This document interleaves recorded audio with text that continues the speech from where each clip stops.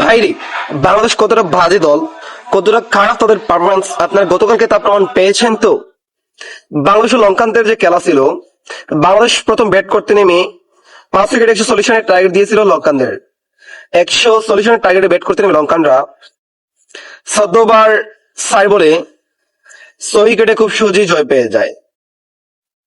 আর কালকে শ্রীলঙ্কা ও হংকং চায়নার খেলা দেখছেন। হংকং চায়না প্রথম ব্যাট করতে নেমে 4 উইকেটে 150 রানের টার্গেট দিয়েছে লঙ্কানদের।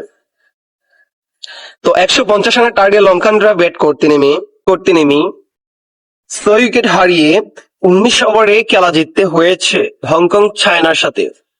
আর বাংলাদেশের সাথে 140 রান নিতে তাদের 14 ওভার 4 বলের প্রয়োজন হয়েছে।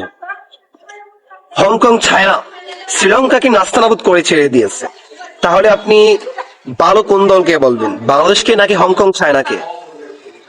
আপনার কাছে আমার প্রশ্নটার উত্তর সবাই দিয়ে যাবেন।